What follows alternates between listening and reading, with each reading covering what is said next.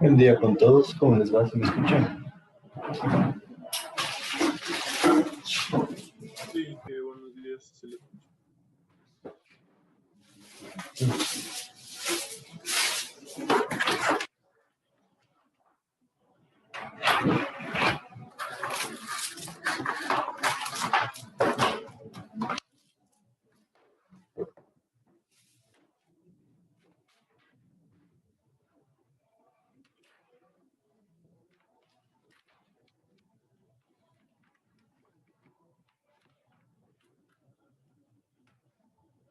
Inge, se me quedó la pantalla en negro. Puedo volver a entrar, no sé qué pasó con eso. Listo. Ya te pongo en la lista que ahorita Ya, vamos a gracias. poner listo.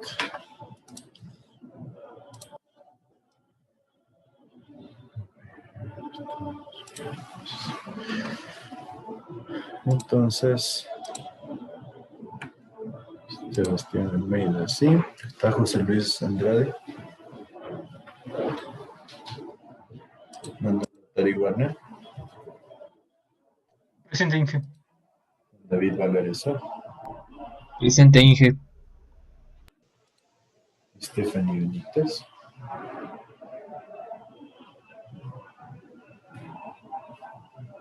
Javier Boada. Inge, Stephanie Benítez escribió al chat que no le funciona el micrófono.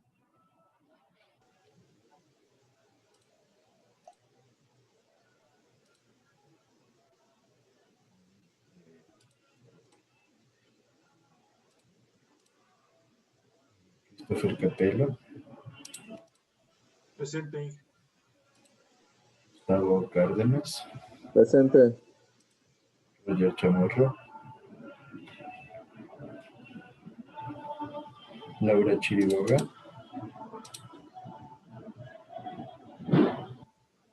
José Dávila.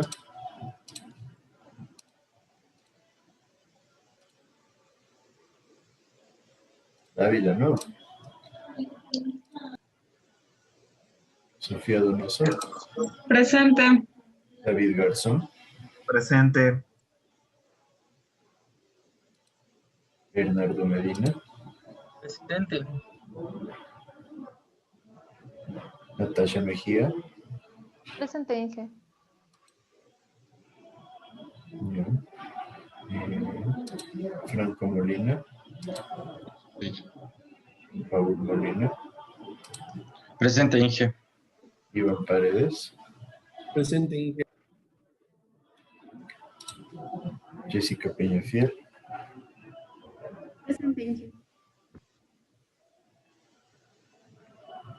Carlos Proaño. Presente, Inge. Jason Quimbita. Presente. Luis Rojas. Presente. Shirley Ruiz. Presente. Juan Sebastián Ruiz. Presente. Daniela Vélez. Presente. ¿Alguien que entró tarde? Yo sí estaba, pero no sé, creo que mi internet está mal.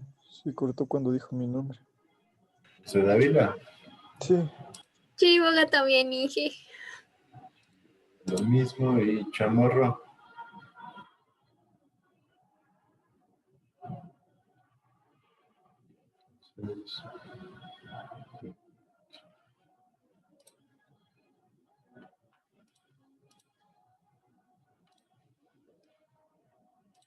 Entonces,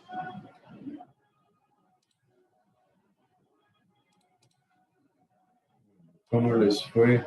Tuvieron bastante tiempo, espero que hayan tenido un buen feriado y tenían el debercito, ¿no? Antes que eso, déjenme ver, ustedes tienen el examen del tercer bimestre presupuestado para el 10, que es martes 10, ¿no? Sería el siguiente martes. ¿Sí me siguen? Sí, Inge. Ya, y para de hoy en 8, para el viernes, sería el trabajo número 3, donde hablábamos algo de ya, alcantarillado. ¿Sí estamos todos claros con eso? Inge. Perfecto. Entonces,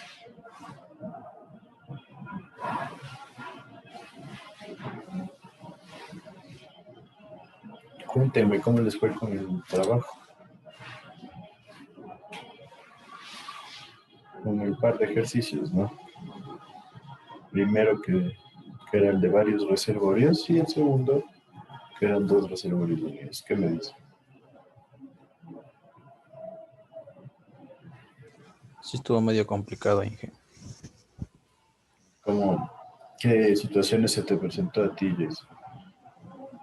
Más que todo al momento de definir bien la altura de presión en B1, ¿Ya? porque tocaba estar iterando. Tocaba estar iterando, perfecto, ¿sí? ¿Y los resultados al final los llegaste a obtener? Sí, sí los llegué a obtener, pero o sea, hice según mi criterio, pero no sé si estará bien fundamentado. ¿Por qué? A ver, explícanos tu criterio. Bueno, ¿le puedo compartir? ¿Sí?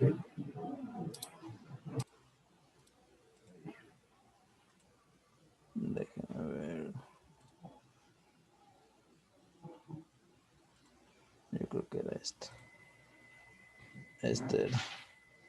Bueno, aquí ya teníamos las partes de los tramos y todo, entonces, como nosotros asumimos que, primeramente empezamos asumiendo que la altura de presión en B1 va a ser al mismo nivel que la cota B, que estaba en los 34 metros, me parece que era.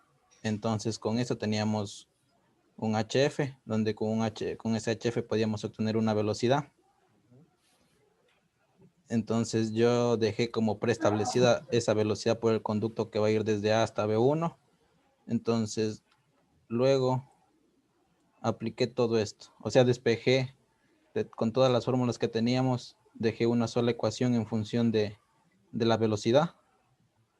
Me parece que está más acá. Bueno, igual estas dos. F ya dejé en función de la velocidad y esta que también estaría en función de la velocidad. Y Reynolds está en función de la velocidad. Entonces, al igualar F con F, todo tengo en función de la velocidad. ¿Ya? Entonces, lo que yo hice fue iterar el HF, ir iterando el HF hasta que la velocidad me coincida con esta velocidad de acá que ya había calculado. ¿Ya? Perfecto. Entonces, una vez que ya tuve esa velocidad, bueno, esto hice en un programa, o sea, para sacar la ecuación, porque eso estaba medio largo de despejar, donde solo ¿Ah? necesitaba ingresar el HF, la longitud y el diámetro de la tubería. Una vez que obtuve que para una velocidad de 2,56 obtuve un HF de 7,9. Entonces lo que me indicó que estaría a 35,1 milímetros de presión. Entonces quiere decir que desde el punto B1 el agua va a circular hacia B y va a circular hacia C. ¿Y después? Una vez que ya tenía esta altura, ya podía por la diferencia de cota sacar las pérdidas y definir los caudales, y también ya tenía las velocidades. ¿Comprobaste con las ecuaciones de equilibrio? A ver. No, eso me faltó, Inge. Eso me estaría faltando. Bueno, sí, en esencia es un proceso un poquito largo, yo sé. Esa era la idea de que ustedes lo vean. Sí, de ahí para la parte B, para la parte de acá abajo, entonces lo que yo hice, como ya tengo obtenida la velocidad como ya conocía el caudal que va de B1 a B2, también podía conocer su velocidad porque tenía definido su diámetro, en el cual puedo obtener, se puede obtener las pérdidas y encontrar el punto de presión. Una vez que tenía las pérdidas, en la misma ecuación de acá arriba que ya tenía todo despejado, encontraba una nueva velocidad, y también con la diferencia de cotas podía calcular la pérdida que va desde el tramo 1 al tramo 2, donde me dio 18,74, con 78. Perfecto. Entonces, aquí hice la resta correspondiente, que sería los 35, porque está a la altura de 35 menos los 18, me dice que este punto B2 va a quedar a una altura de 16,32. Entonces aquí aplicaba de nuevo lo mismo, la diferencia de las cotas para calcular las pérdidas y obtener vuelta a la velocidad y los caudales. Caudal se vale. Ya, perfecto. Y calculando los caudales con las pérdidas, hizo el equilibrio de caudales. Sí, eso sí. Eso sí lo estaba comprobando. Sí, entonces el caudal B1 que tienes acá, este caudal de B1 a B2 va a ser igual a la suma de estos tres. ¿Sí te coincidió eso? A ver, de que eso no le comprobé. Tendría que darme lo mismo, sería 0,028 más 0,070. Ya, entonces aquí cometí un error en la última parte. No le consideré los 100. Aquí. 100, ¿no? Sí, no le consideré los 100. Entonces aquí sería mejor en la última parte. Que habría que modificar los caudales, claro, aplicando la fórmula de la ecuación, del equilibrio. Exacto. Sí. Entonces, hasta aquí yo creía que tendría correcto, según mi criterio, lo que ya le había explicado hasta 1632. Entonces esto me cambiaría en los caudales. ¿Sí? Me parece bastante bien. Entonces, la opción está bien realizada. Sí, habría que comprobar los equilibrios de caudales para verificar la respuesta. Sí. La otra opción que yo les decía era, por ejemplo, ustedes asumen que este nivel es 34. Entonces, este flujo no existe. Sacamos los caudales, ¿no es cierto? Porque con este ya limito una ecuación. Entonces, si yo saco aquí cómo estaría funcionando esto con un nivel de 34 acá, yo voy a tener el caudal de 1, ¿no es cierto? Porque las pérdidas van a ser 9 metros. Entre 34 y 30 tengo 4 metros, entonces las pérdidas son 4 metros. Subo este flujo de acá, determino estos dos caudales y si es que el equilibrio de caudales no cumple, yo hago el análisis. Si es que el caudal en A es mayor, B tiene que subir. Si es que el caudal en A es menor, B tiene que bajar para compensar, ¿sí? En función de este dato también de acá. Entonces, con eso yo ya tengo una forma de evaluar y ya puedo saber si es que sube o baja B. Y digamos que B sea el de 35, como lo expuso acá su compañero, entonces se mantiene el de 35, entonces yo ya puedo definir hacia dónde van nuestros flujos. Llego al punto de acá, como ya tengo determinado este caudal, tengo determinado este punto de aquí, simplemente hago un análisis súper rápido para comprobar los caudales, tal vez como expuso su compañero. ¿Alguien que haya resuelto de diferente forma?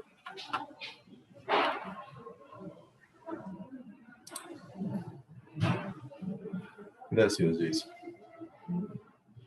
¿Qué me dice? Bueno. A ver, perdón. A ver, Laura Chiriboga, ¿qué me dices tú? ¿Qué hiciste?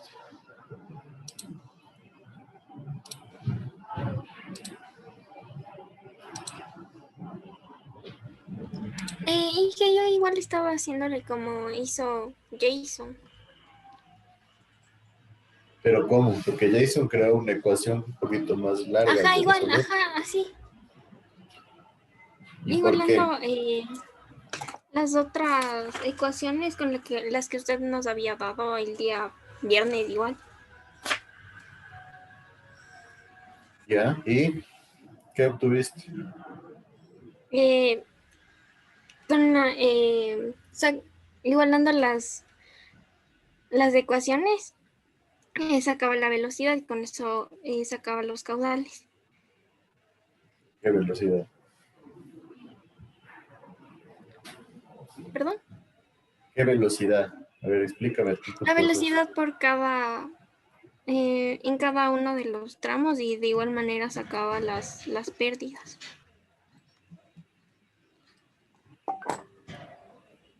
Pero explícame el proceso.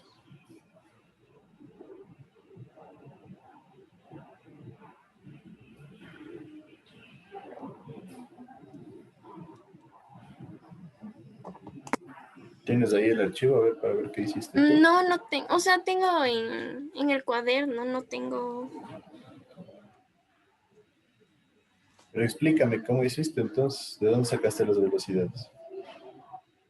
Eso le digo con la ecuación que sacamos. A partir de las otras, sacábamos las velocidades. No me Es que no convence sé la cómo explicación. decirlo. Y tampoco, no siquiera le muestro así el cuaderno, pero no sé. Pero, a ver. Paul Molina, a ver, ¿qué hiciste tú?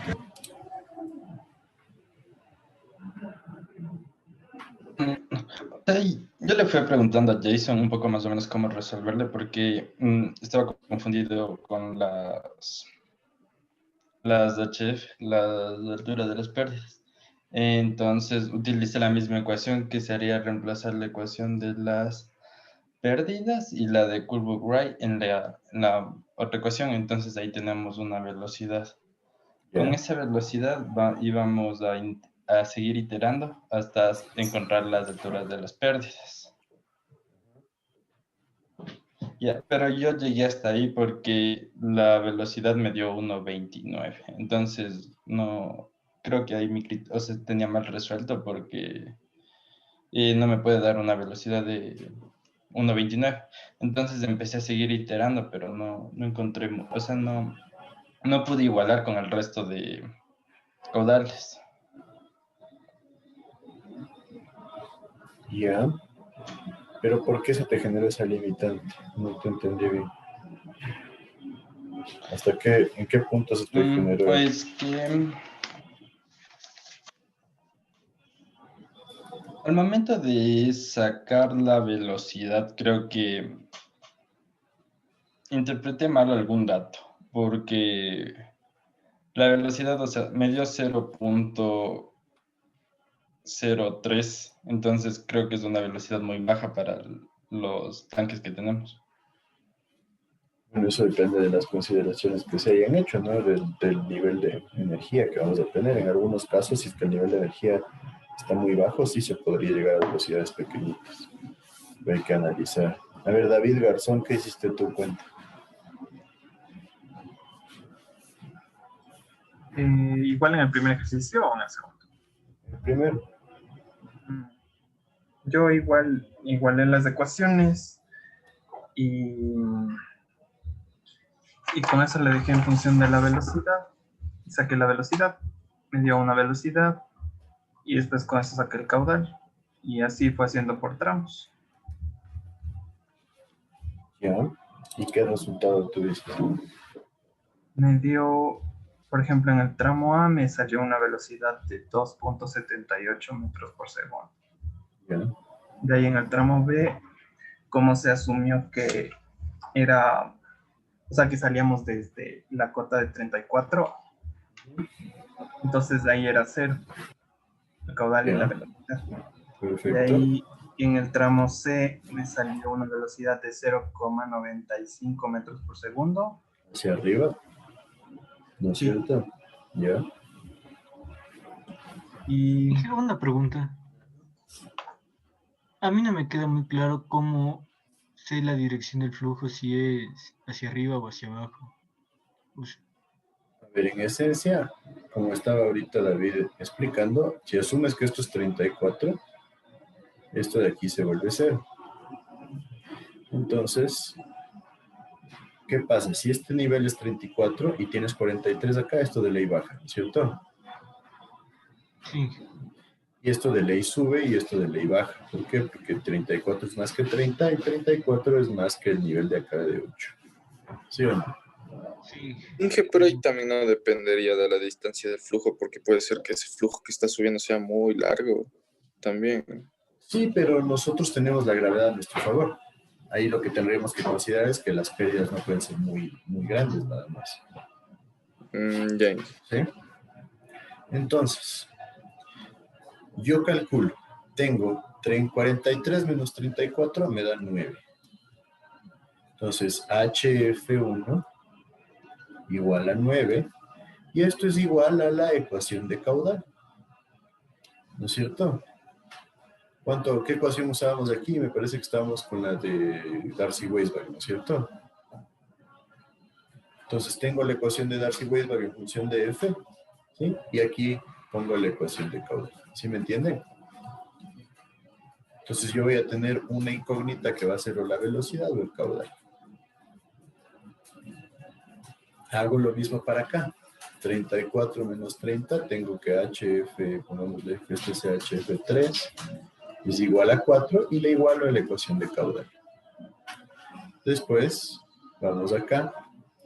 En esta zona de acá, tengo de 34. Acá nosotros tenemos un punto que va a tener presión, pero obviamente el flujo va a ir hacia abajo. Entonces, aquí es donde se me genera ya un pequeño conflicto, ¿no es cierto? Porque yo tengo que el nivel este es de 8. ¿Sí? Entonces yo aquí debería asumir algo similar para el caso, llamémosle 2, este caso de acá. Entonces sabemos que de ley va a estar acá abajo, ¿por qué? Porque aquí yo tengo 34 y el flujo tiene que seguir hacia acá. Porque este tanque D no es capaz de subir el flujo más de 20 porque tiene un nivel de 12 y este tanque que está en el nivel 0 peor. Entonces sabemos que este de ley baja. Pues nos tocaría comprobar qué pasa con este tanque D. El tanque D sabemos que va a bajar, entonces podemos asumir... sabemos que puede bajar o puede subir. Entonces debemos asumir un nivel de aquí. Entonces este nivel podríamos decir que es de 12 mismo. ¿Sí? O de 11 para que este baje. Entonces podríamos empezar con 12. Si yo tengo un nivel de 12 aquí, este flujo no existiría. Entonces se elimina. Entonces si yo tengo 12, tendría 34 menos 12, 22. Entonces con las pérdidas de 22, pongámosle HF4 igual a 22. Yo ya calculo la ecuación de caudal. ¿Sí me siguen ahí? ¿Qué me dicen?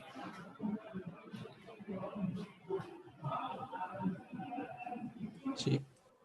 Entonces yo voy a tener que el caudal de A debería ser igual al caudal que va a B, que es 0, más el caudal que va a C, que es QC, que ya lo calculo con esta ecuación, porque aquí tengo ya todos los datos, entonces ya QC ya lo sé. Vamos a QC mejor. Más el caudal, que le estaban llamando QB1, B2, que también lo calculo con este valor asumido, y más lo que se pierde aquí de 120. Entonces yo ya conozco estos tres caudales y ya tengo el caudal de QA, cuánto debería ser. Pero también calculé QA con esta ecuación de acá. Entonces yo comparo estos dos valores. ¿Qué resulta? Si el QA que calculé con la ecuación es más grande, ¿qué pasa?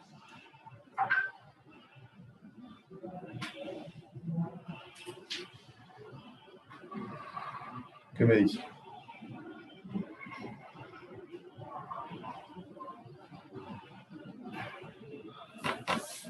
A ver, ¿qué crees?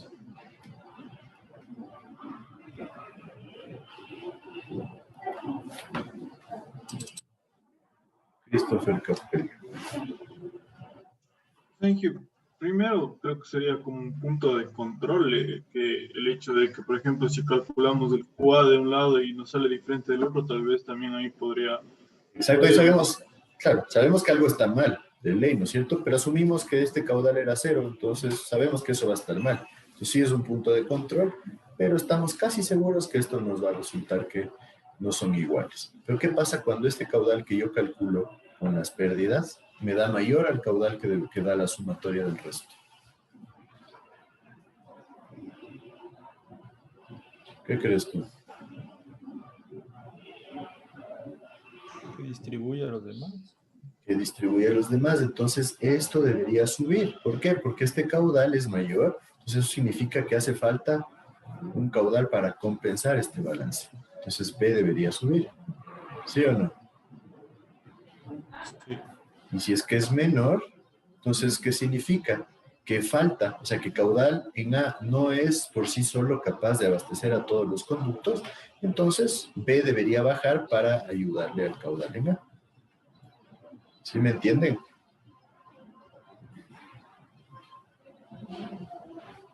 ¿Qué dicen?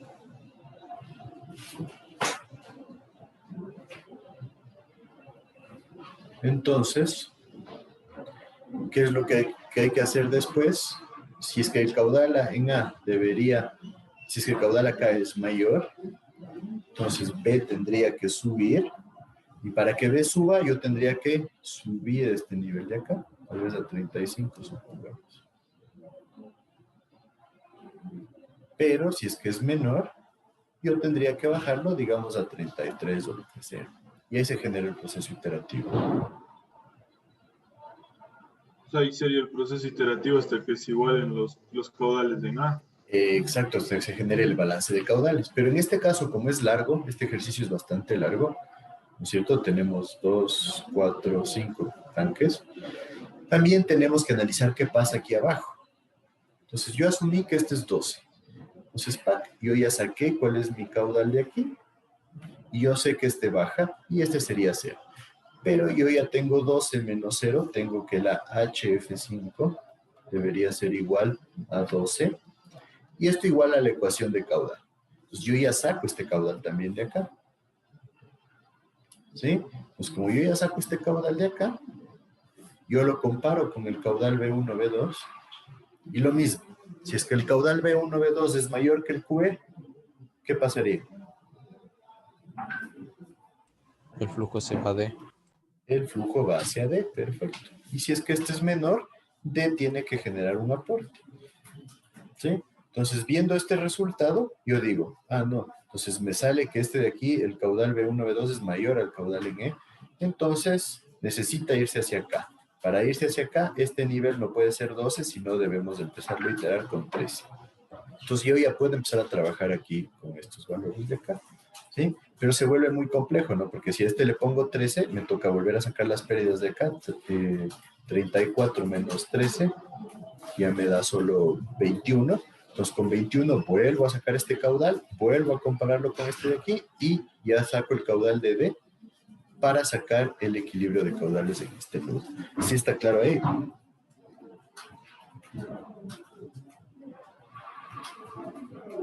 Sí. Entonces es bastante largo, yo sé, pero quiero que desarrollen este ejercicio con todo esto que hemos visto. La explicación de Jason me pareció bastante buena. Él pudo demostrar todo su análisis, ¿sí? Habría que comparar lo que me decía que no consideró los caudales que salen de los nudos para ver el resultado, cómo le da.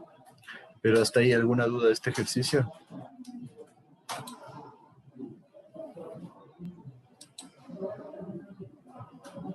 ¿Qué me dice?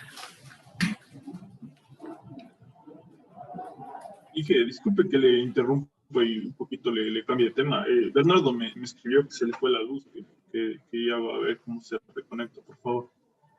Bueno, gracias, de acuerdo, luego igual para ver si ya se conecta. Perfecto, entonces creo que ahí está más claro, ¿no es cierto?, este ejercicio. Es largo, pero no es tan difícil. Es un proceso un poco tedioso de estar iterando, pero no se genera algo demasiado complejo. ¿Y en el otro cómo les fue?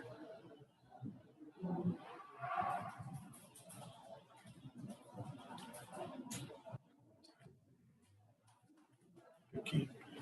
¿Cómo les fue? Este creo que era bastante más fácil para mi gusto. ¿Qué me dicen ustedes? Sí. ¿Cómo les fue con este?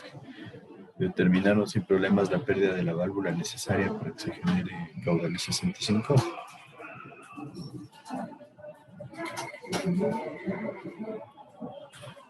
Sí. A ver, explíquenme qué hicieron entonces.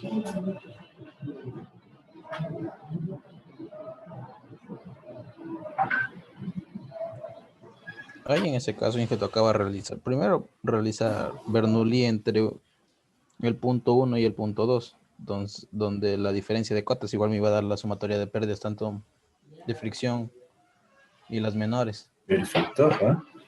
Luego tocaba ir calculando las pérdidas de fricción y las menores dependiendo de cada tramo, donde al final nos iba a donde está la válvula nos iba a quedar en función de la de K, y como ya teníamos la sumatoria de las pérdidas, despejábamos K.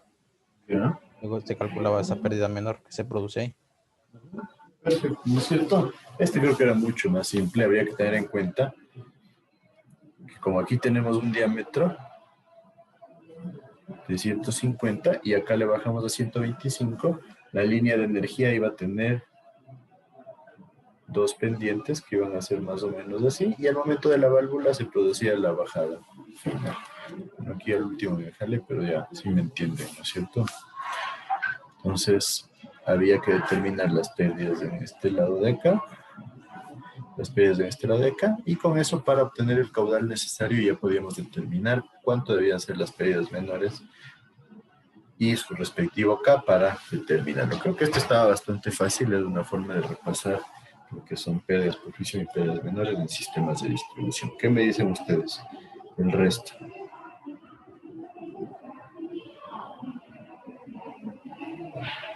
Además, lo que se basaba era por lo que teníamos algunos tramitos, entonces ahí habría que calcular todas las pérdidas para al final sacar la medida de la válvula. Exacto, ¿no es cierto? Nada complicado. ¿Sí? Entonces creo que este ejercicio no necesita mayor revisión. Les decía, hay que tener en cuenta cómo se generan las pérdidas, pero estaba bastante fácil. Entonces, aquí vamos a seguir con un par de criterios adicionales de diseños. Me parece que hay que tener en cuenta que el diámetro nominal normalmente se trabaja como el diámetro exterior, y lo mismo, el diámetro nominal debería ser el diámetro interior más 2 veces el espesor. Visto que esta duda se les genera, especialmente cuando ustedes van a comprar tubería. Por ejemplo, se van a comprar una tubería de hierro galvanizado de sistema contra incendios. Entonces, normalmente les dan varios tipos de cédulas. ¿Se han escuchado acerca de las cédulas? No, y... Bueno, eso normalmente se lo habla en hidráulica general, pero las cédulas son espesores son relaciones para el espesor de nuestro conducto. Entonces, normalmente una cédula mayor significa que el tubo tiene un espesor mayor. Entonces, por ejemplo, se suele encontrar cédula 40, cédula 60, cédula 80, a veces cédula 120, donde lo más común aquí es encontrar la cédula 60 y la cédula 40. Entonces, si ustedes quieren un conducto que resista mayor presión, tienen que pedir una cédula más grande. Entonces, cuando ustedes se ponen a ver los cuadros de los fabricantes, van a encontrar que les varía el diámetro interior. Entonces, claro, dicen, si es uno de 2 pulgadas, ya no es el mismo diámetro interior para el conducto. Entonces, en esencia, esto se debe a que cuando nosotros variamos el espesor, también se va a producir una pequeña variación en el diámetro interior. Por eso quiero que lo tengan claros. ¿Por qué? Porque esto tiene que verse reflejado en el diámetro que ustedes utilicen de manera comercial. ¿Sí me siguen con eso?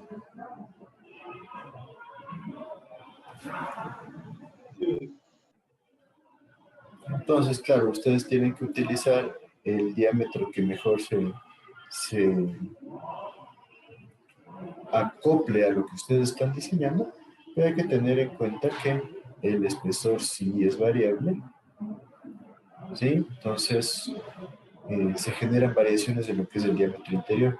Entonces, siempre hay que diseñar de la mano de un cuadro de datos de un fabricante para poder tener a la mano todos estos espesores y diámetros, especialmente porque nosotros para los diseños trabajamos con el diámetro interior. En todos los análisis que hemos hecho se basa en el diámetro interno. Entonces, ¿qué significa eso? Que yo calculo mi diámetro interno y después me voy al fabricante a ver las tablas del fabricante y digo, ya, con este diámetro interno yo tengo algo más o menos similar y con esto yo tendría que utilizar una tubería cédula 60, ¿sí? Para resistir las presiones que yo espero. Entonces, vale la pena que tengan clarísimo eso. No creo que les puse. Estoy viendo un cuadrito en donde se tienen las cédulas. Déjenme ver si lo puedo ver.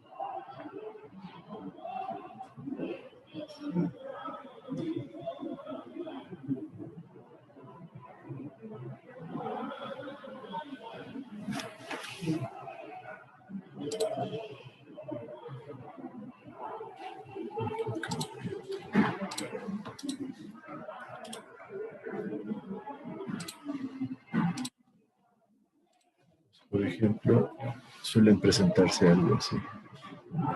Voy a agrandar para que podamos verlo bien, si lo ven ahí.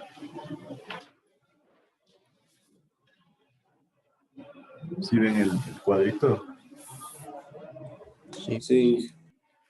Por ejemplo, miren, aquí tengo diámetro en pulgadas de media para cédula 40 y cédula 80. Entonces, acá tenemos en milímetros, miren, el espesor en milímetros de la cédula 40 es de 2.77 y de la cédula 80 sube a 3.73. Si ustedes ven, se produce una diferencia importante. Entonces, claro, el fabricante nos da el diámetro exterior 21.34 milímetros, pero miren, el interior varía y varía considerablemente. Entonces, eso es lo que quiero que ustedes tengan bien claro. El diámetro interior para una cédula 40 puede ser de 15.80 y el cédula 80 de 3.87. Si ustedes analizan esto, puede generar ya una influencia importante en lo que es el diseño que ustedes hicieron, ¿no? Porque la diferencia es de más del 10%. Por eso les digo, siempre tienen que trabajar de la mano de un cuadro de los tubos que piensan utilizar, porque si no les toca volver a recalcular todo. Entonces, ¿sí me siguen con eso? Sí. Sí. Perfecto. Y lo mismo, el peso obviamente del tubo va a variar un montón y el precio también. Entonces, miren, cada tubo de 6.1 metros debería pesar 267 kilos en el de cédula 40 y 346 en el de cédula 80. Entonces, es importantísimo que nosotros hagamos este análisis porque, como ven, estos son los diámetros con los que nosotros debemos trabajar porque nosotros hacemos el diseño en función del diámetro interior. Por eso les decía, el uso de diámetros comerciales es bastante importante. ¿Sí está claro entonces?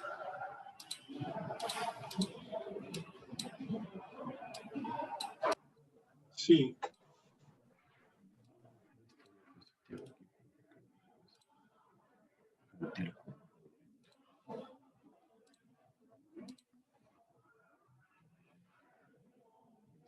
Entonces,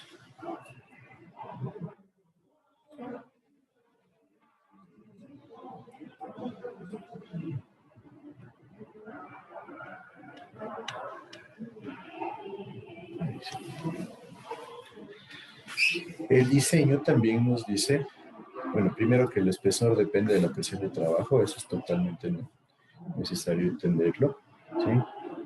En hidráulica aplicada se ve la fórmula del tubo, recuerden, el espesor es igual a la presión por el diámetro sobre 2 veces el esfuerzo admisible. Entonces, el esfuerzo admisible ya considera un factor de seguridad.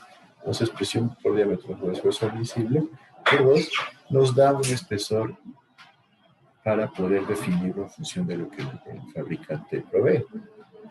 Entonces, no se olviden de eso.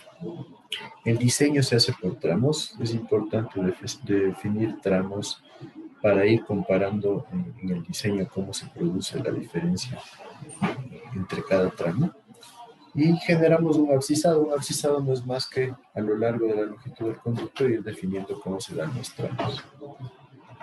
Nos dice que cuando el recorrido de la tubería es accidentado, o sea, la tubería presenta bastantes depresiones y bastantes incrementos de altura, se abscisa cada 20 metros. Mientras que cuando el recorrido es plano, se puede abscisar cada 50 metros. O sea, esto es para hacer los análisis. ¿Por qué creen que cuando tenemos una topografía errática se recomienda el abscisado más seguido?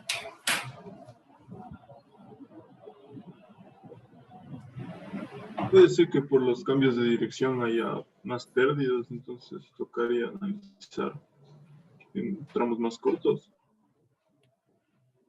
Porque las pérdidas dependen de la longitud, más no de la topografía, ¿no? Recuerden que tenemos presión.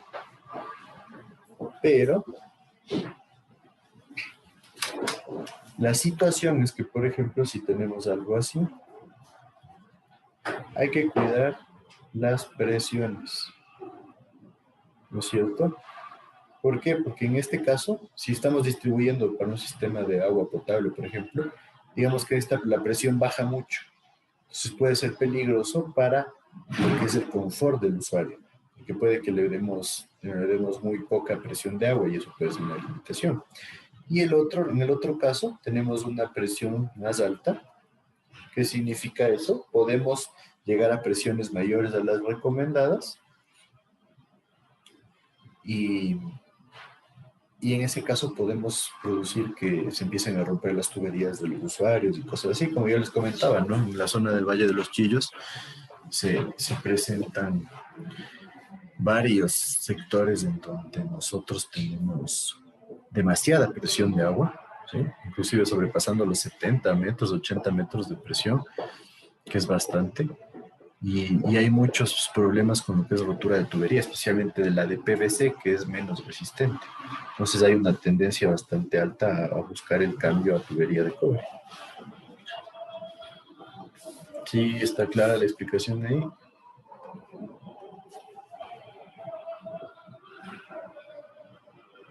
¿Qué me dice? Sí.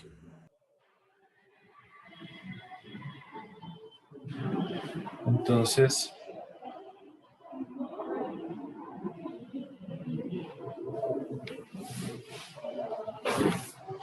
aquí tienen un esquema, ¿no es cierto? Yo tengo un tanque de carga acá.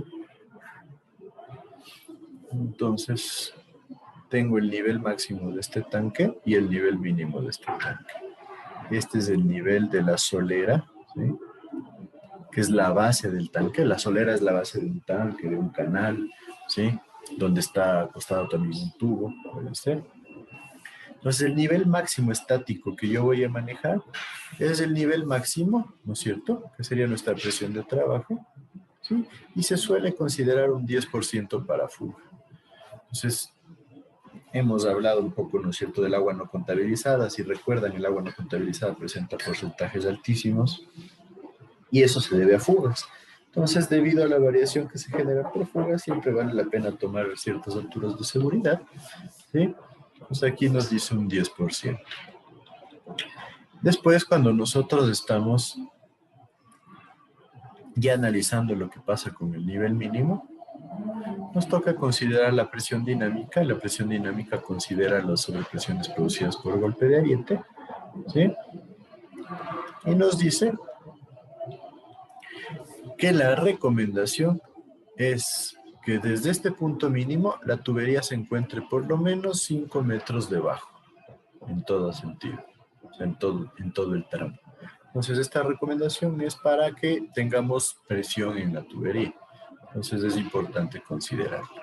Y después, si de la línea, en función de la línea horizontal y las pérdidas de carga, nosotros podemos determinar lo que sería la línea de energía de régimen.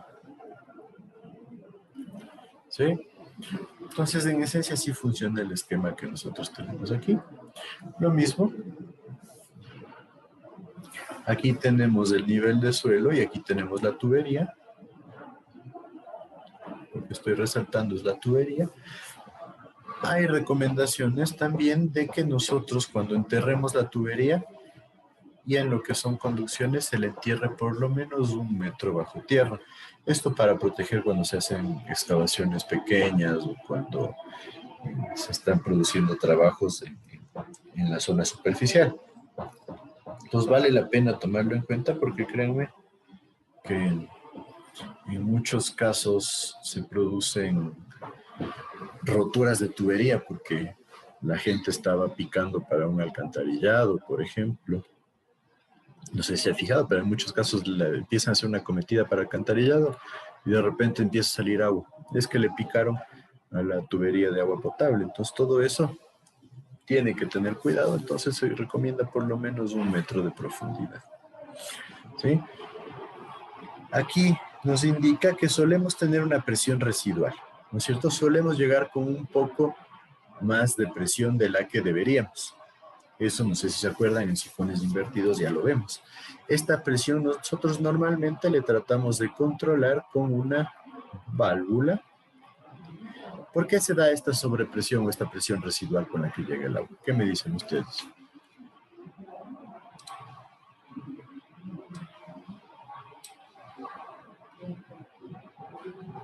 ¿Qué me dice Luis Rojas? A ver.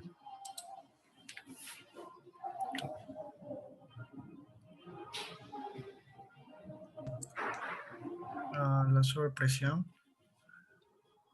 tal vez porque llega con demasiado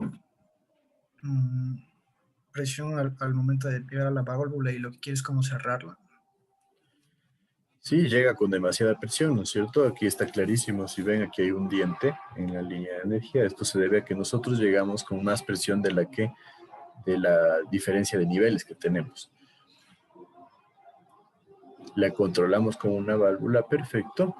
Pero ¿por qué razón ya en el diseño se nos genera esta sobrepresión? Porque tengan ustedes clarísimo, ¿no es cierto? Yo determino que la sumatoria de pérdidas por fricción más pérdidas menores es igual a CQ cuadrado, ¿sí? Y en este caso va a ser igual a la diferencia de niveles entre los dos tanques delta Z, ¿sí? Siendo esto delta Z. Entonces, ¿qué pasa? ¿Por qué si el cálculo es exacto aquí, termina a veces con una pequeña diferencia?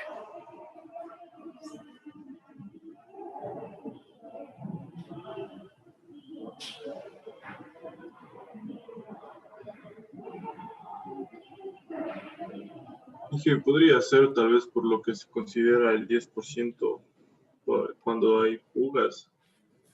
No, no va por ahí, ¿no? En esencia, esto se debe al diámetro. ¿Por qué al diámetro? A ver, ya les di la respuesta.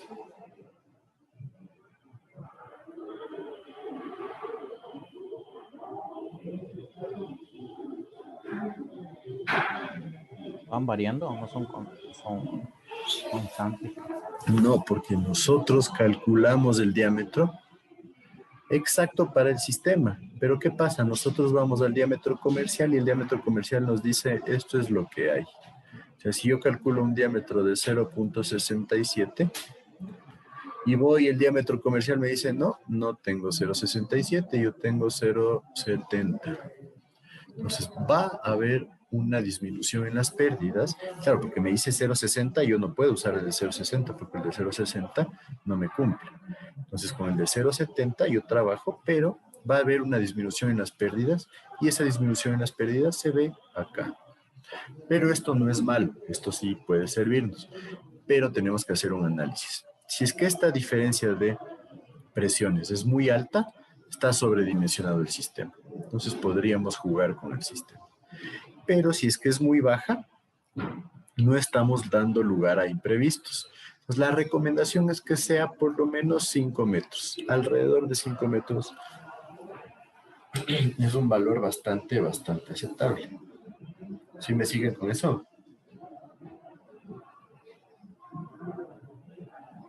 ¿Qué me dicen, sí o no? Sí. Perfecto. Entonces, todos esos datos hay que tener en consideración. Me dice, cuando la presión salga negativa en algún punto del sistema, por eso es que se hace un análisis cada 20 metros o cada 50 metros, el diámetro elegido para el diseño es insuficiente. ¿Qué significa esto? Que tengo demasiadas pérdidas. ¿Sí? ¿No es cierto? No puedo tener presiones negativas en el sistema porque eso significa que se está generando un vacío. Entonces, si me siguen, si está clarísimo eso. ¿Sí o no? Sí. Esto exclusivamente, o más bien dicho, no exclusivamente, sino principalmente puede generarse en casos donde tengo algo así. Tengo una topografía bastante errática. Por ejemplo, llega este punto en donde la línea de energía va por debajo de la línea de la tubería. Entonces, se me presenta un problema. No puedo permitir eso, se me presentan presiones negativas. ¿Qué debo hacer? O bajarle a la tubería, ¿sí? O jugar con los niveles de los tanques. Obviamente es mucho más fácil bajarle a la tubería. ¿Sí está claro eso? Sí. Ya. Debemos seleccionar tramos con cargas similares. Lo mismo, ¿no es cierto? Si yo tengo mis dos tanques y esta es la topografía, no vale la pena que yo seleccione este como tramo 1 hasta acá, porque aquí tengo una presión que va a ser casi nula y acá tengo una presión muy alta. Entonces, otro tramo por acá. No. Más bien, la necesidad sería escoger tramos, por ejemplo, este tramo de aquí, este tramo de acá, el tramo que está acá abajo, el intermedio, el alto, acá el bajo, así. De esa forma nosotros tenemos cargas similares y el análisis es mucho más fácil. Tenemos que tratar de generar tramos lo más largos posibles, siempre.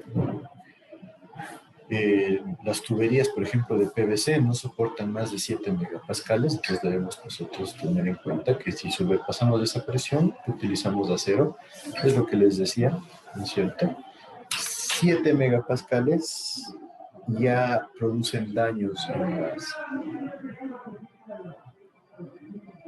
en las tuberías, entonces puede ser un problema importante. ¿A cuánto equivaldrían 7 megapascales?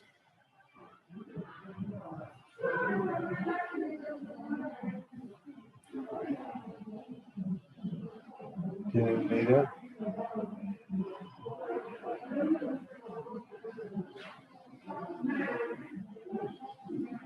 Para que me sigan en esto.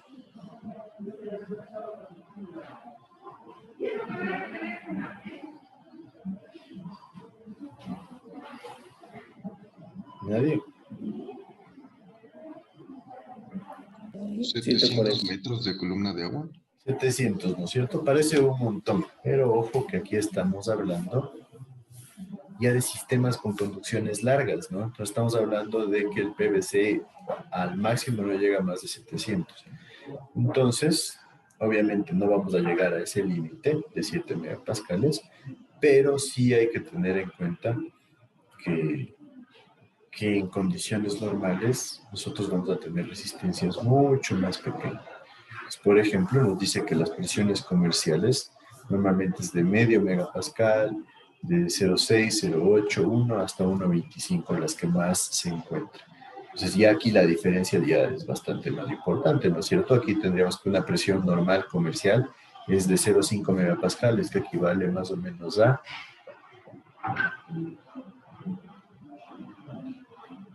más o menos unos 52 metros, ¿será?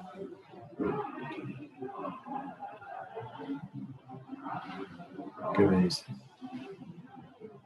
Sí. Entonces 52 metros ya es mucho más pequeño. Como les dije, hay zonas donde fácil tenemos 90 metros, en la zona de los valles aquí. Y a eso hay que sumarle que la mayoría de fugas se generan en las roscas del PVC. ¿Por qué en las roscas?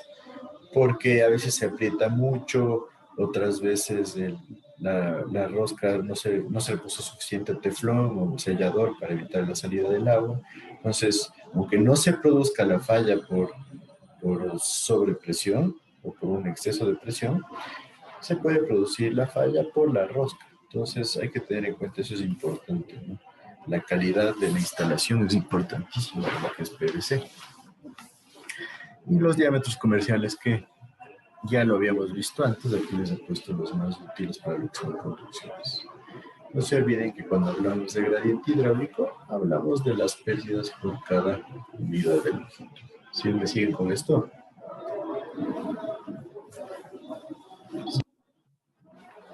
Pues tengan todos esos criterios. Normalmente se define que como un criterio de diseño se puede utilizar una tabla como la que tenemos aquí. ¿Cuál es la distancia que estamos manejando? ¿Cuál es la distancia acumulada que se va generando? La cota que tiene el terreno, esto es importantísimo. ¿Cuál sería la carga estática? ¿De dónde sacamos la carga estática?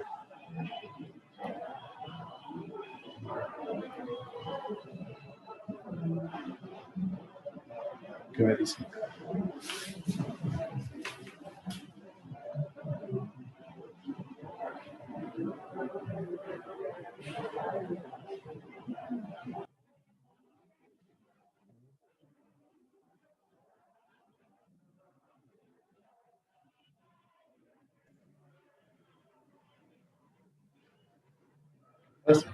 Me dices Diferencia de alturas.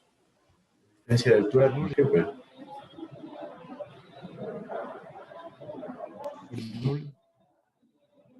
Bernoulli, pero sí, pero ya sabemos cuál va a ser el resultado de ese Bernoulli. Carga estática tiene que ser la diferencia entre el nivel que yo considero del tanque, el nivel máximo, hasta un punto cualquiera de la tubería.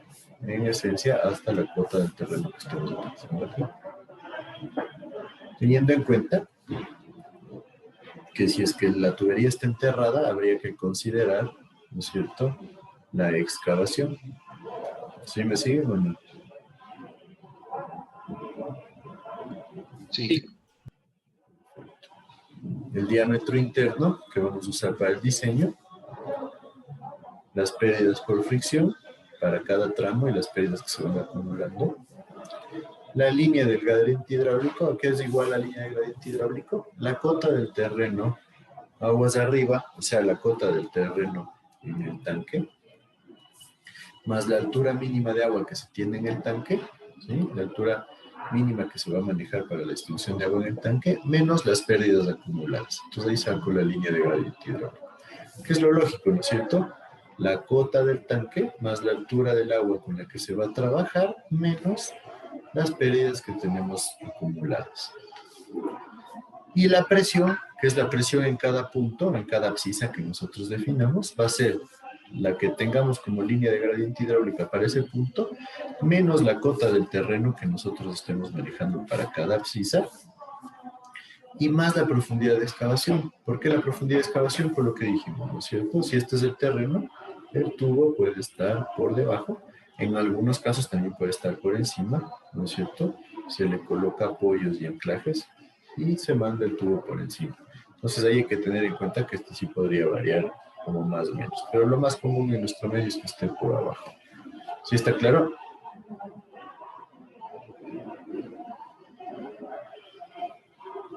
¿Qué me dicen?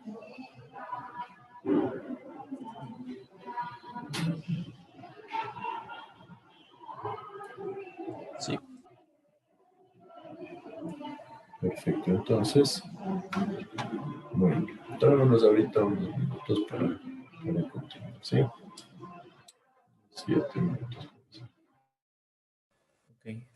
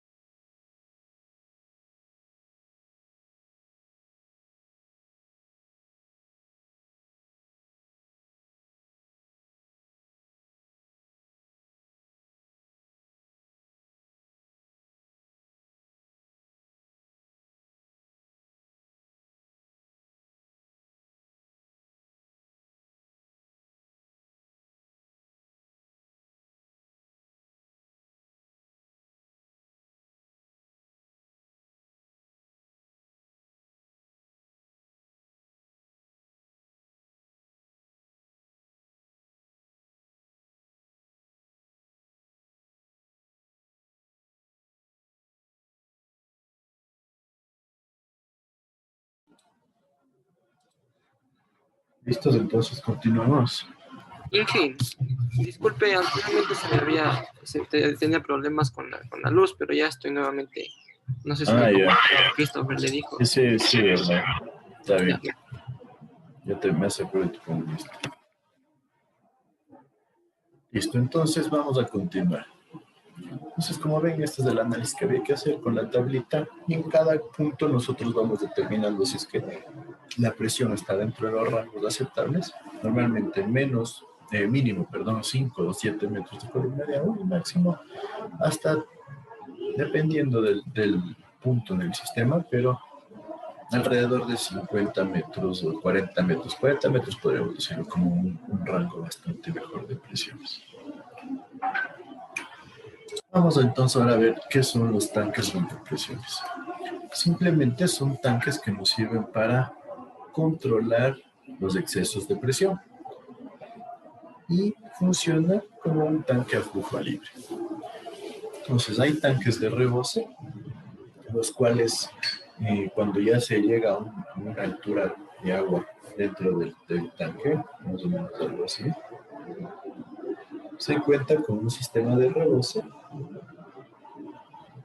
el cual se lleva el agua en exceso. Podría ser un tipo de desagüe acá, o un vertedero de pared delgada, o funciona como un vertedero lateral, ¿cierto? Para llevarse el agua. Y la idea de esto es que en situaciones de emergencia, cuando el conducto que llega tiene mucha agua y el conducto que sale por alguna situación no se está llevando el agua, no sirve para controlar los excesos. Pero hay que ver a dónde nosotros vamos a descargar este exceso de agua. Normalmente se trata de descargarlo a un sifón, a un río, a un desagüe. Otros con una válvula flotadora simplemente tienen una válvula que flota aquí y controla cuál es el nivel máximo de agua y cierra el paso de agua. Es un poco más complejo este sistema, pero nos sirve más para aguas tratadas. Ahora, ¿tienen claros todos cómo funciona el tanque rompepresiones?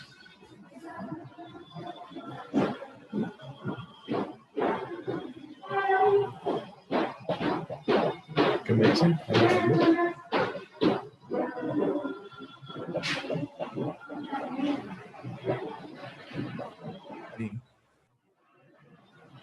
A ver, entonces, si yo tengo un problema de presión, o sea, está llegando con demasiada presión el agua a ciertos puntos,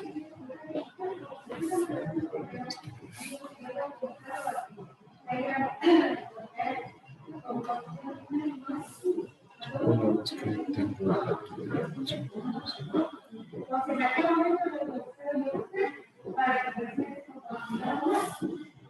Y que la línea de energía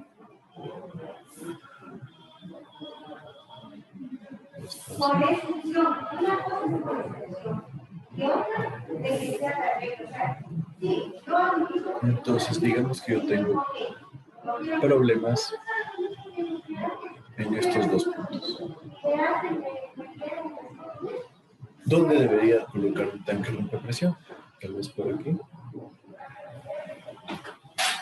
Al final, o aquí de forma intermedia.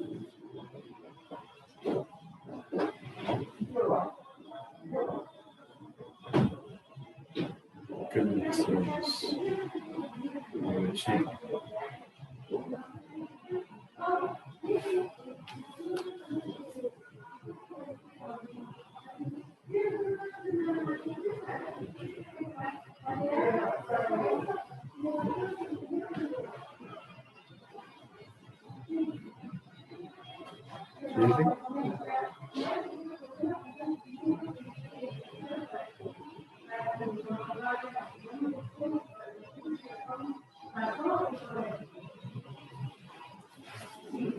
¿Qué pasó que no me responde?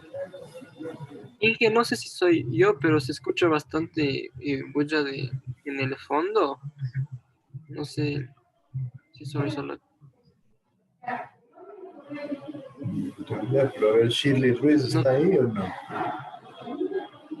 Sí, aquí estoy, Inge, pero no le escuché que me nombró antes. A ver, ¿qué me dices tú? ¿Dónde coloco un tanque rompepresión?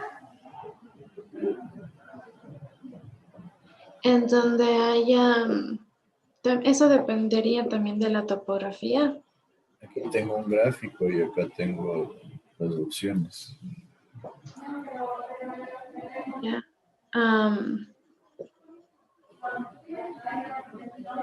Están las tres bien, están las tres mal. Pondrías en otro lado, siendo que tenemos problemas en estos dos puntos. La tercera no sería como que extra. La segunda, perdón, la segunda. Extra, hacia la segunda, ¿no? Ajá. Y las otras bien. ¿Para qué nos serviría la tercera?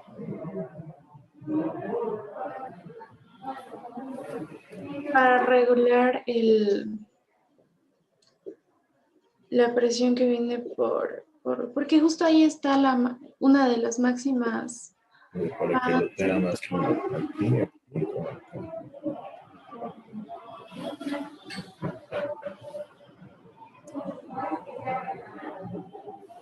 Para controlar la presión con la que entra al tanque.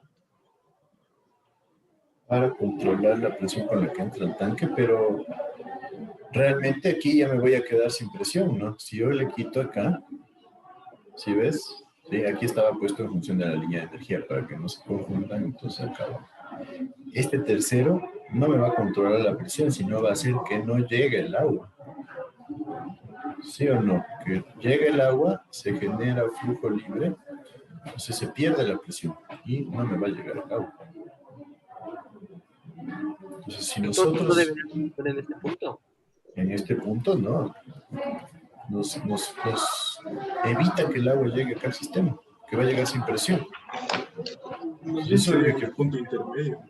En el punto intermedio, miren, el punto intermedio también está abajo del nivel del tanque, entonces tampoco. ¿Dónde podemos poner? Es aquí en la parte superior, porque nosotros queremos que el agua llegue al tanque, ¿no? ¿Sí? Entonces la idea es que podamos controlar las presiones, porque ¿qué pasa? La línea de energía con el tanque rompe presión. Tenemos algo así más o menos. Va a ir bajando y de repente va a disminuir totalmente hasta el punto del tanque y después vuelve a bajar. ¿Sí? Entonces si yo le pongo más abajo que el nivel de B, simplemente después no va a llegar. ¿Sí me siguen con eso? Sí. Normalmente yo pongo tanques rompepresiones donde tengo pendientes bastante grandes, ¿sí? Vamos que este es el tubo. Entonces, claro, llega un punto en donde es demasiado grande, entonces yo puedo poner un tanque rompepresión por aquí, un tanque rompepresión por acá, y listo. Para evitar que no se genere toda esta carga, que es gigantesca en este punto de acá. ¿Sí está claro? ¿Sí o no? Sí. Ya. Ahora entonces hay varios accesorios, esto también en materia de hidráulica general, así que hay las válvulas de aire, son importantes en este sistema. La válvula de aire, ¿para qué nos sirve? ¿Lo tienen claro? Esto también se lo revisa en hidráulica general y en hidráulica aplicada.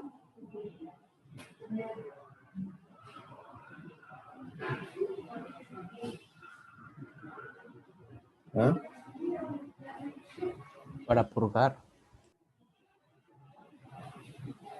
¿Para qué? Para purgar el aire, sí. ¿En dónde se le coloca? En los puntos máximos. Entonces yo puedo colocar mi válvula de aire que viene con una rosquita que se le va abriendo para permitir la salida del aire, ¿sí? Y la pongo en las zonas de puntos altos. ¿Por qué? Porque aquí es donde se puede acumular el aire. Se empieza a acumular el aire, entonces la válvula lo que hace es permitir la salida del aire. ¿Sí está claro eso? ¿Cuál es el problema del aire? Primero, disminuye la sección transversal del agua. Después, incrementa la velocidad del agua en este punto y la turbulencia de este punto. Y si se incrementa la velocidad de turbulencia, se incrementan las pérdidas. Entonces hay que tener cuidado con eso. Hay una recomendación, se debe colocar cada 300 metros. Yo les diría siempre y cuando el análisis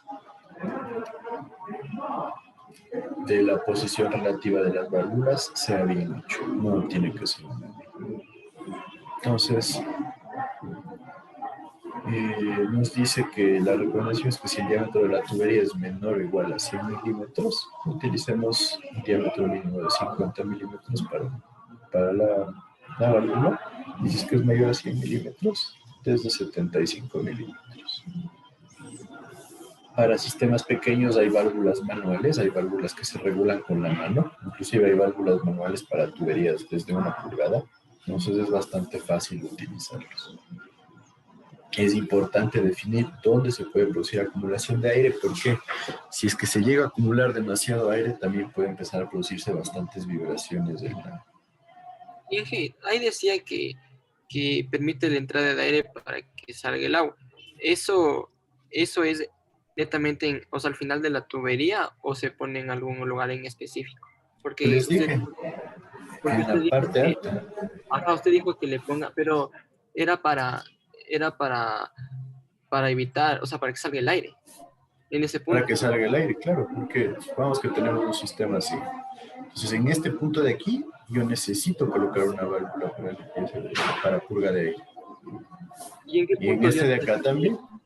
¿Perdón? ¿En qué puntos yo necesitaría que entre el aire para que salga el agua? Eso le pregunto. ¿Sería al final de la tubería ya cuando no lo necesite? Que entre el aire, nunca buscamos que entre aire a la tubería de presión. Ah, es que eso decía en la anterior, decía que entre el aire para que salga el agua, algo así.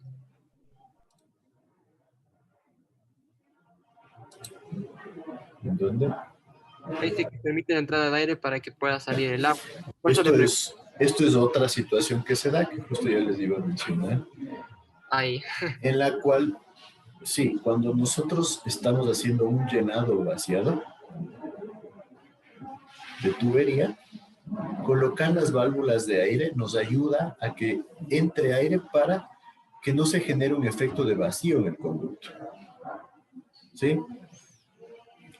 Algo así como cuando ustedes empiezan a sacar agua de una botella y le viran totalmente la botella. Se empieza a generar un efecto succión. Entonces, si ustedes le hacen un huequito a la botella, empieza a ingresar aire y eso evita que se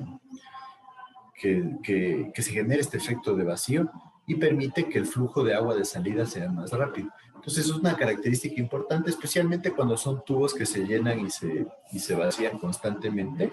Ahí sí podemos buscar que esta válvula nos sirva para permitir el vaciado de manera más fácil, pero no es que buscamos que entre el aire, sino simplemente que el vaciado se genere sin efectos de vacío. ¿Ya está claro ahí? Sí, ajá, ahí sí. Entonces esa sería la razón principal. Después tenemos la válvula de purga, es una válvula también similar que se utiliza para vaciar la tubería o para limpiar el sistema. En cambio, ¿dónde debería yo colocar la válvula de purga? Los puntos más bajos. Los puntos más bajos. ¿Por qué? Porque aquí voy a tener acumulación de sedimentos, voy a tener acumulación de basura. Pues la idea es, como ven, funciona como una válvula de las que tienen en los normales. Se abre una compuerta y se genera la limpieza. Entonces, nos dice igual cuando la tubería es mayor a 100 milímetros, por lo menos utilizamos una válvula de 100 milímetros y el funcionamiento es manual. O sea, hay que tener cuidado ahí con lo que es la manipulación del sistema de ventilación.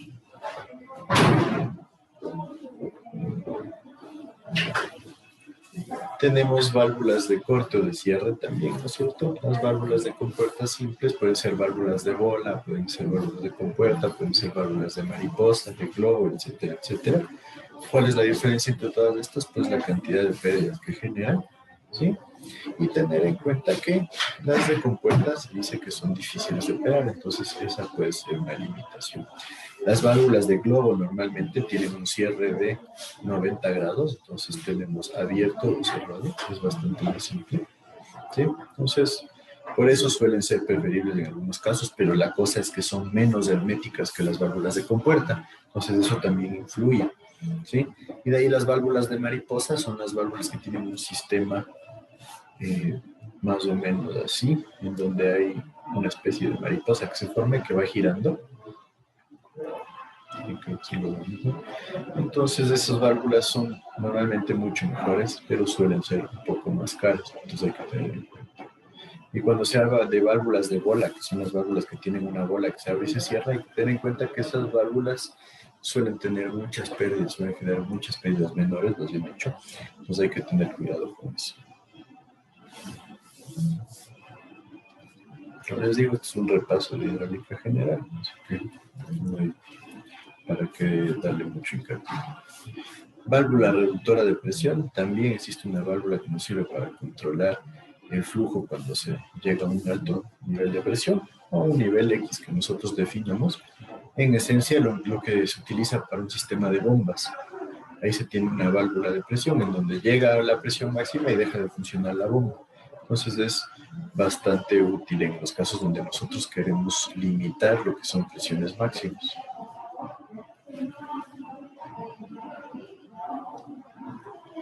Y de ahí pasamos a ver lo que son los tanques, en donde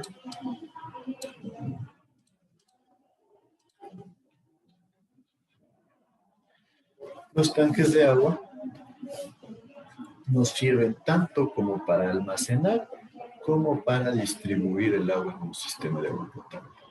Entonces es un elemento fundamental. Nos sirve para compensar las variaciones horarias. ¿Qué significa eso? Volúmenes de regulación. Compensar que a ratos yo consumo más y a ratos yo tengo más aporte de agua. Entonces, de esa manera, yo genero una compensación, un balance y mejoro lo que es la capacidad de servicio. Nosotros tenemos que las plantas de tratamiento se van a dimensionar para que puedan producir la cantidad total de agua que la ciudad necesita. ¿Cuál es el problema? Que, como les dije, en las horas del mediodía se consume mucho más agua que en la madrugada. Entonces, la planta de tratamiento normalmente tiene una producción de agua mucho más estable, mucho más continua, pero el consumo se da de una forma muy dispareja. Entonces, nos sirve para absorber las variaciones horarias, ¿sí? Tener agua almacenada para las horas de máximo consumo y cuando no hay mucho consumo, generar la posibilidad de almacenar esa agua. ¿Sí está claro eso? En esencia es el concepto de los volúmenes de regulación.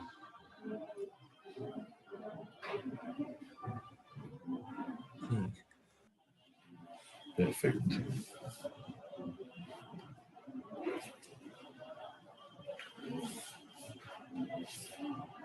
Entonces, lo que les decía, el agua que se capta difiere de lo que se requiere para el consumo, entonces nosotros necesitamos ajustar eso mediante un tanque.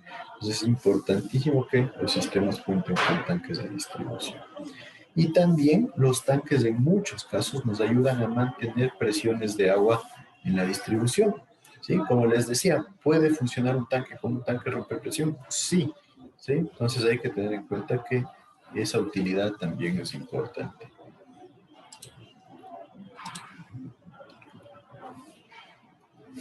Después tenemos que analizar el régimen de demanda y el de aporte. Entonces, en esencia, nosotros debemos hacer el análisis de volumen de regulación. ¿Se acuerdan todos cómo funcionaba el análisis de volumen de regulación?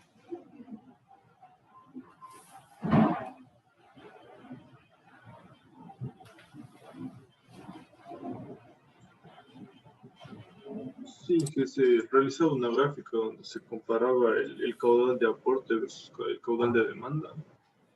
El caudal de aporte versus el caudal de consumo, perfecto, era el primer paso. Y después teníamos que ir comparando, o sea, nos definíamos un tiempo.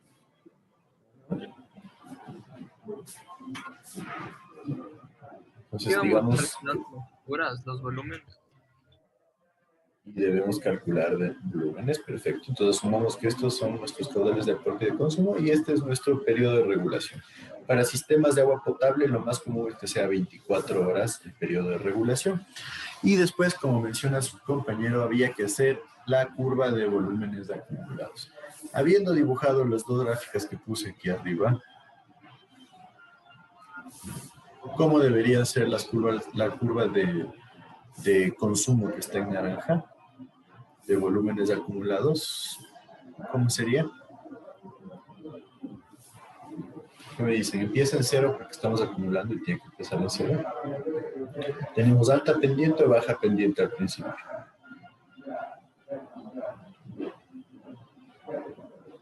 Baja. Baja pendiente porque el consumo es poco. Entonces produce una baja pendiente, sube hasta llegar a una máxima pendiente y después vuelve a bajar. Tendríamos una gráfica más o menos así. Mientras que para nuestro aporte empezamos en cero. ¿Y cómo sería? Horizontal, vertical, inclinada.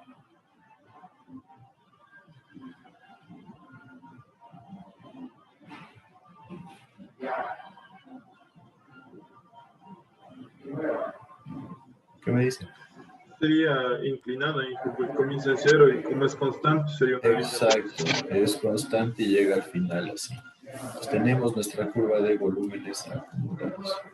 Después lo que había que hacer es al volumen de aporte, que en este caso está en rojo, sacarle una paralela. ¿A qué distancia está paralela? Pues a donde tengamos exceso y déficit máximo. ¿Sí? Entonces definimos dónde está el exceso y dónde está el déficit máximo. Tengo mayor consumo que aporte, que tendría aquí.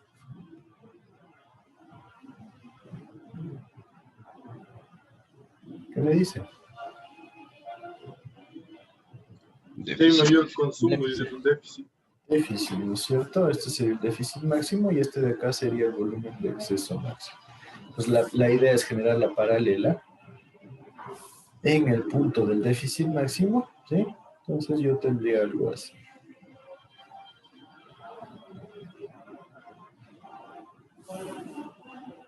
Y después mi volumen de regulación va a ser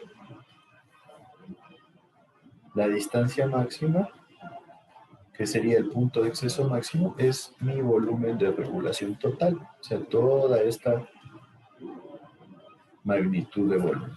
Entonces, yo tengo que diseñar mi tanque para que tenga el volumen de regulación total, para que tenga un volumen contra incendios, para que tenga un volumen de emergencia, ¿sí?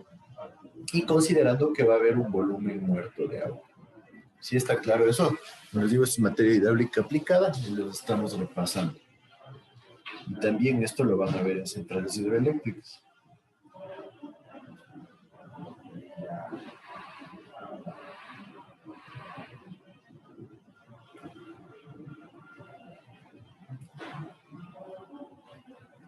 ¿Sí está claro eso? ¿Sí se acuerdan? Sí. Ya, entonces ya les voy a mandar ahí un ejercicio. Creo que sí.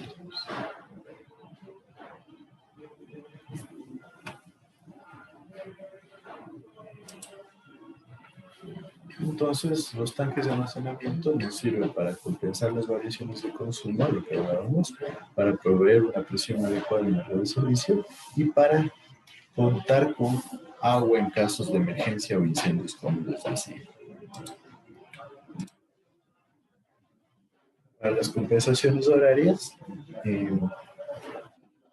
nosotros tenemos que hacer el análisis de los volúmenes de revolución, como les dije. Entonces, en este caso, nosotros debemos generar un análisis del consumo de agua y se vuelve un problema cuando no tenemos datos del consumo de agua. ¿Por qué un problema? Porque nosotros no sabemos qué tipo de consumo se va a generar. Entonces, normalmente lo que se hace es asumir el consumo como el de alguna población similar. Dentro del ámbito nacional, preferiblemente del ámbito regional, hablar de extranjeras yo les diría no es tan recomendable, ¿sí? Pero podemos ir a una población cercana que esté en la misma región, que tenga un clima similar y asumir un comportamiento similar. Pero es importante que tengan en cuenta que la norma ecuatoriana nos dice que nosotros deberíamos hacer un análisis y si no tomar datos de una tabla, pero vale la pena tener en cuenta que siempre un análisis detallado es mucho mejor. Lo mismo decíamos, las costumbres de los habitantes, el clima, ¿sí? Y la facilidad de acceso al agua suelen ser importantes en lo que es la determinación del consumo. Entonces hay que tener en cuenta que eso sí puede generar variaciones importantes dentro de lo que serían las gráficas de los histogramas de tanto aporte como consumo. Y aquí les he puesto una ecuación para el volumen contra incendios, en donde cuando nosotros tenemos poblaciones pequeñas, normalmente se dice que no es bueno, genera un costo demasiado alto contar con un volumen contra incendios. Entonces, no se lo suele contar. Aquí en la norma ecuatoriana ya le vamos a ver, pero la norma colombiana nos da esta ecuación en función de la población, ¿sí? Los habitantes servidos sobre 1000 y 3.86 sobre 60. Entonces, multiplicado nuevamente por este factor de acá, pero esto nos ayuda con un volumen adicional que tenemos que considerar, especialmente cuando hablamos de tanques para poblaciones grandes. Como les decía, en tanques pequeños no suele ser necesario considerarla por el hecho de que puede generar un costo demasiado alto en el presupuesto de construcción. Entonces, acá es lo que les mencionaba, esto es lo que nos dice la norma ecuatoriana. Para poblaciones de hasta 3.000 habitantes en la costa y 5.000 en la sierra, que no se considere el almacenamiento contra incendios. Más en la costa, menos habitantes en la costa, porque en la costa hay más consumo de agua, entonces esa es la relación. Para poblaciones de hasta 20.000 habitantes, nosotros vamos a tener la ecuación volumen contra incendios igual a 50 por la raíz de la población, teniendo en cuenta que esta sería la población en miles de habitantes. Y para poblaciones ya más grandes, de mayores a 20.000 habitantes, se aplica la fórmula bastante similar, pero con un coeficiente de 100 en vez de 50. Entonces, la respuesta estaría en metros cúbicos. Entonces, supongamos, por ejemplo, para una población, pongamos de 800.000 habitantes, que ya es una población grandecita, ¿cuánto sería el volumen contra incendios? 100 por la raíz de 800, ¿me da cuenta?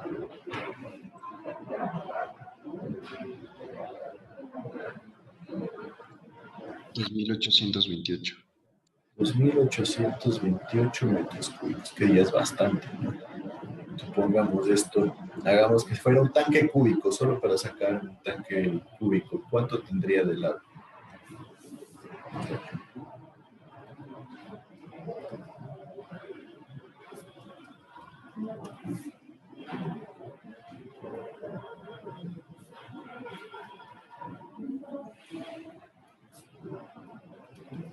¿Cuánto me da la raíz cúbica de ese valor?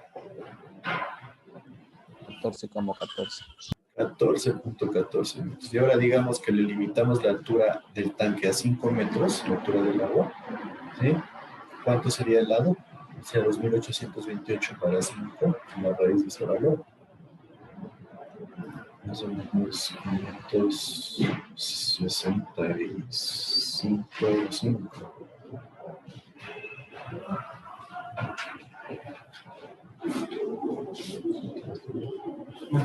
Ya reviso. 23,78.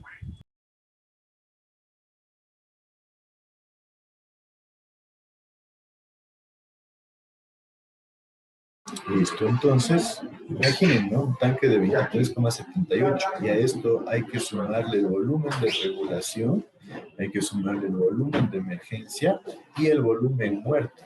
Imagínense el tamaño que va a tener el tanque. ¿Sí me sigue con esto? Inge, disculpe la pregunta, ¿qué es volumen muerto? Que si ustedes tienen un tanque y la captación de agua del tanque está acá, ¿no es cierto? Vamos que por aquí llega el agua, un tubo, y por acá está, no sé, la bomba o la conexión del tubo. Todo este volumen que vamos a tener acá abajo es muerto porque no lo podemos usar, no puede entrar a la tubería, ¿sí? Y aquí también vamos a tener un espacio para los sedimentos, etcétera, etcétera. ¿Sí está claro ahí? Sí, Inge, muchas gracias. Perfecto, entonces ¿hasta ahí alguna duda?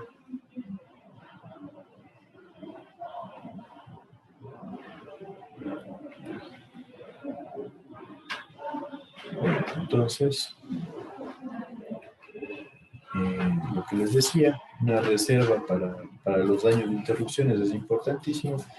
Tengan en cuenta que nosotros contamos con un tanque que nos pueda proveer agua durante tiempos que haya daños o que no esté funcionando la planta de tratamiento o que esté generándose el mantenimiento en la planta de tratamiento. Es una ventajota porque nosotros vamos a tener un tiempo en el cual vamos a poder servir al sistema sin poder cortar el servicio de agua. Entonces eso es importantísimo. Nos dice que este volumen para proteger normalmente se le podría contemplar entre un 25 al 30% de los volúmenes que hemos visto, del volumen de regulación y del volumen contra incendio. De ahí podemos decir que los tanques se clasifican en función de su material como tanques de acero. Normalmente en muchos países utilizan los tanques de acero como tanques elevados porque no existe mucho más la corrosión. Tanques de concreto, se pueden generar normalmente los tanques de concreto cuando están sobre el suelo, ¿sí? Se vuelve muy difícil construirlos como tanques elevados. Y tanques de mampostería y concreto, como el que tenemos aquí, son tanques más baratos. Normalmente estos se utilizarían para poblaciones pequeñas.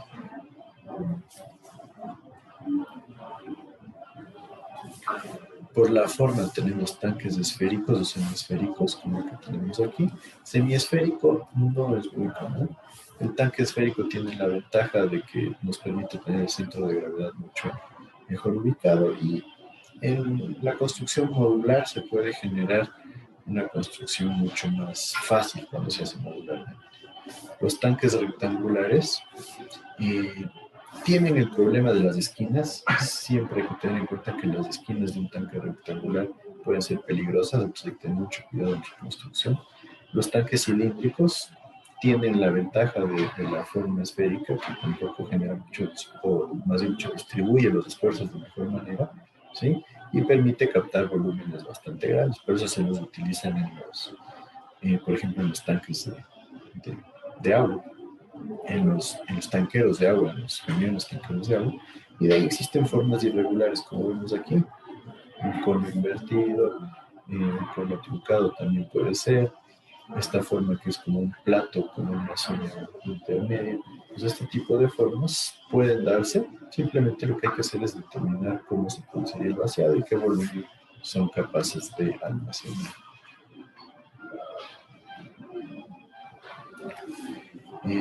Respecto a la posición relativa con el terreno, tenemos dos elevados. La ventaja de los elevados es que nos sirven para generar presiones. Esta altura de presión que se puede generar nos ayuda especialmente en zonas planas. Si ustedes se van en Estados Unidos, la mayoría de tanques en las poblaciones pequeñas son así. Se coloca un sistema de bombeo. Este sistema alimenta el tanque y controlamos de mejor manera la distribución de agua en la población. Los tanques enterrados también son una buena opción porque podemos tener una menor ocupación del suelo. Entonces, como van bajo tierra, es mucho más fácil tener obras aledañas. Esto se hace normalmente en obras más pequeñas, como en las cisternas, por ejemplo, en edificios, hospitales, en viviendas. Semi-enterrados, cuando tenemos una parte por encima del nivel del suelo y otra por abajo. No es tan común, normalmente es preferible que esté por encima totalmente o por abajo totalmente. Y los superficiales, que son bastante comunes también, como ven aquí, son tanques en donde nosotros podemos almacenar grandes cantidades de agua. La capacidad de almacenamiento es mucho más grande que los que tenemos acá, los elevados. Entonces esa es la ventaja principal, pero la desventaja es que no pueden generar cargas de presión. Entonces tiene que buscarse un punto en donde la topografía nos permita generar la distribución. Y nos dice este comentario: teóricamente, la red de distribución es más económica cuando el tanque se localiza en el centro de gravedad de la población. O sea, si es que esta es mi población, que el tanque vaya en la mitad.